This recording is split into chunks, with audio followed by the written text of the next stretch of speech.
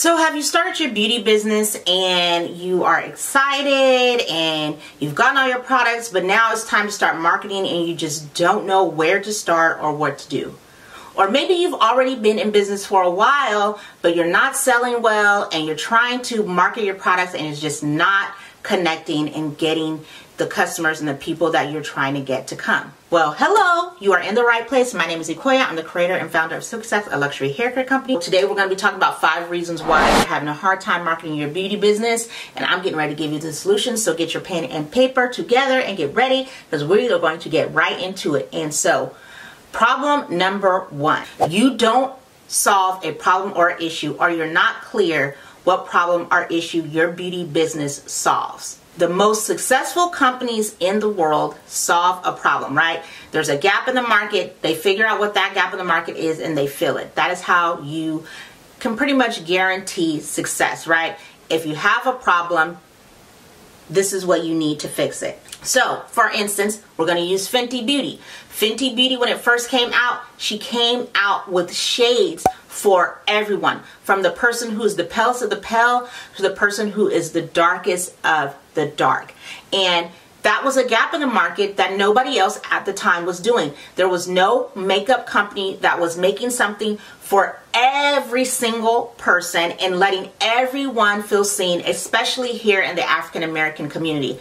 Fenty and Rihanna seen that gap and they filled it and they did it very well, and the rest, as we now know, is history. So she was smart in keying into a gap and servicing those people. So whatever it is that your beauty business or hair business or product solves, you want to make sure that you're making that clear and pushing that in your marketing.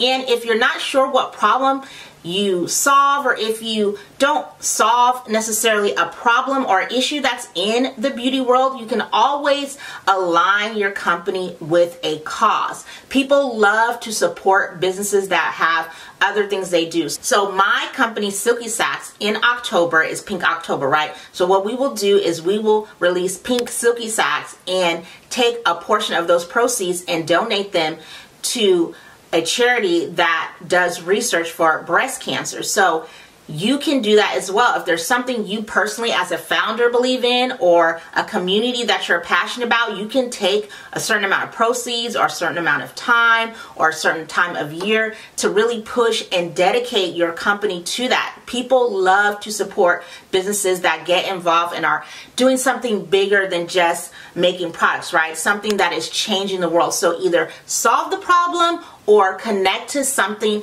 with deeper meaning that you and your customers can both feel proud about supporting. Now, number 2 is something that I suffered from as well, especially when I first started. A lot of times we're so excited, we just launch the products and we don't take the time to do the work. And the work is to figure out who your customer avatar is, or who your target market or client is, right?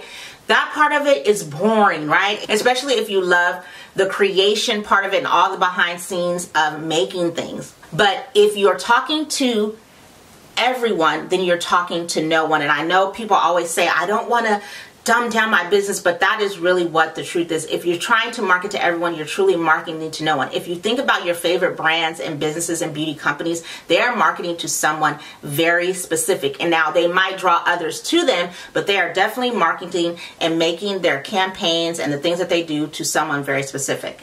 So take, for example, Pat McGrath. Pat McGrath has a makeup background. She did makeup for the runways of very high-end fashion houses. And so when she created her makeup line, of course, what did she create? A high-end makeup line. Her colors and palettes are something that you would see on a runway, on the red carpet. They're very sheer and gold and beautiful and very much draw attention, right? So that's a specific aesthetic, and then the price point is extremely higher than your normal makeup lines that you would get at your Ulta or Sephora. She also has really great packaging, and you can tell they take a lot of time and a lot of energy into putting their packages and their palettes together. So all these things equate to a higher end experience, which allows her to charge a more premium price. So she is definitely going for someone who is willing to pay more for their makeup. Now, I buy her makeup. I also buy lower end makeup, so I don't think I'm necessarily her target audience, but I do love luxury things, so I am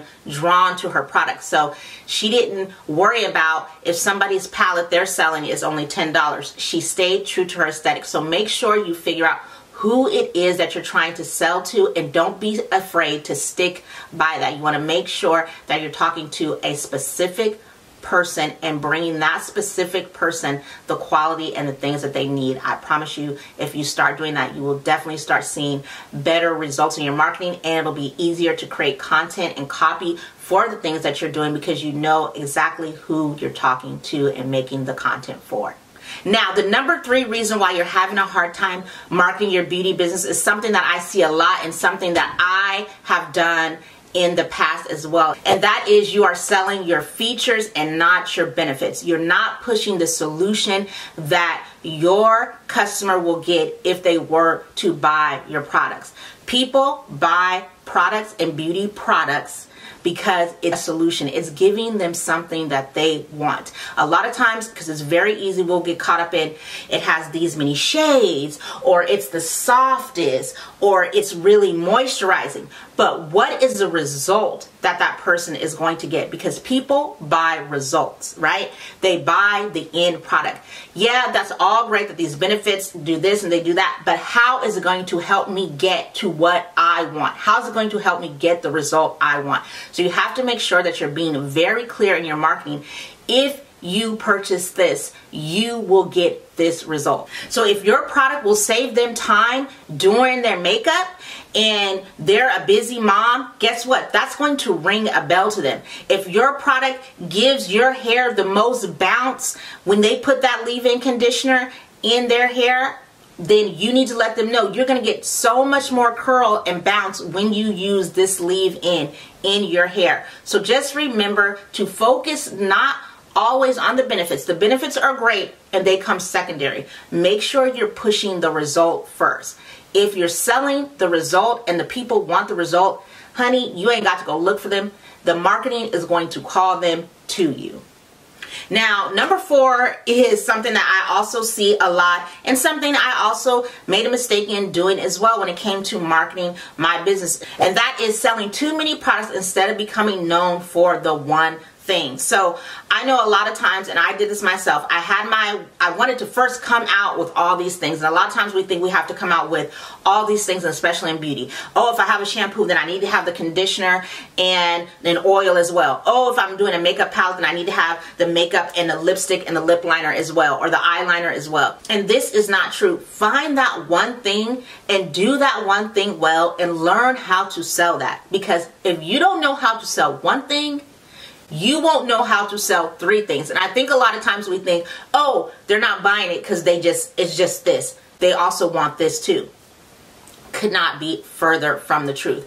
If you don't know how to talk about and market and sell one thing, then guess what? You're just adding more things that you're going to have to learn how to market and sell. So, for example, Glamnetic. Glamnetic was very, very popular, and is still very, very popular for their magnetic lashes, right? They found a gap in the market. They wanted lashes that you can attach by just making a simple eyeliner and then using that eyeliner to magnetically attach the eyelashes. They got really popular for that. They did that really, really well, and they were known for that. And once they mastered that and they knew how to sell it, they knew who their target audience was, they knew how to promote it, then they started coming out with press-on nails as well. So now Glamnetic not only does lashes, but they also do press-on nails. But they didn't come out with press-on nails and lashes. They mastered lashes and then added that as well. So take that one thing, or the best seller if you've already started a business, and make sure you hone in and really learn skills of how to sell and master that. Because once you learn how to sell and master that, then you just created a system that you can replicate again to sell other things.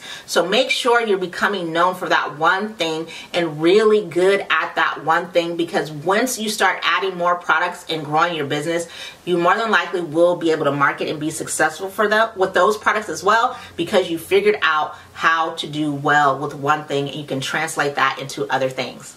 So we are just about down to the last tip. If you're enjoying this video so far, thank you so much. Please go ahead and give this video a thumbs up. This does help me with the platform and with the algorithm. And if you haven't subscribed yet, please consider doing so.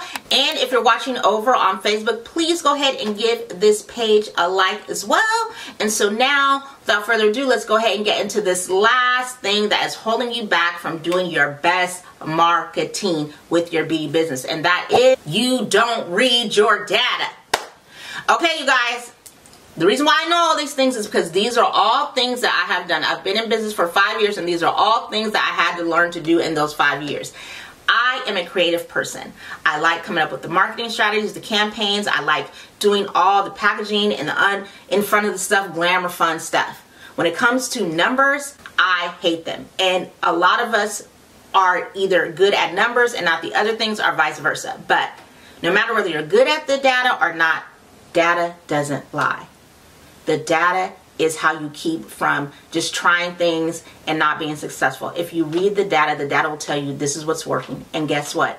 When you are marketing, all you have to do is take what's working and do it again and again and again, and again until it doesn't work, and then you start over again. So make sure you are tracking your promotions. Make sure you know what your best sellers are. Make sure you know when you create content what got the most likes, what got the most responses, and then you don't have to keep figuring out and getting stuck on what to do next, because you can keep replicating that again and again. If you have an ad that did well, guess what? Keep running it until it stops doing well. A lot of times we think we have to keep reinventing the wheel, and really that is farther from the truth. Successful businesses figure out what worked and they do it over and over and over again, or they'll take from another business. I remember back in the day when the dollar menu came out, everybody then had a dollar menu, right? You don't have to reinvent the wheel, but you won't know what's working if you're not reading your data. So make sure you take the time to read your data. I read my data once a month, and I try to look at what is working and try to figure out how I can replicate that. And then I try to plan for the next quarter or for the next 3 months how we can replicate that and do it again in a different way maybe, or just keep running that. But make sure you're checking your data, because your data won't lie. It'll help you stay off that emotional roller coaster of trying to figure things out and always trying to come up with something new, because you already know what's working, and it's just about taking what is already working, refining it, making it better, and doing it over and over again. So I hope this video helped you figure out why you're having such a hard time with your marketing. Please let me know down in the comments which one of these are you doing, or did you do, or which one of these tips really helps you. And then if you have a marketing tip or something that has really helped make a difference in your business, then please share it down below. We are a community here, and we're all here to help each other be successful. There is more than enough room for all of us. So as I always say, keep God first and create opportunities. Thanks for watching.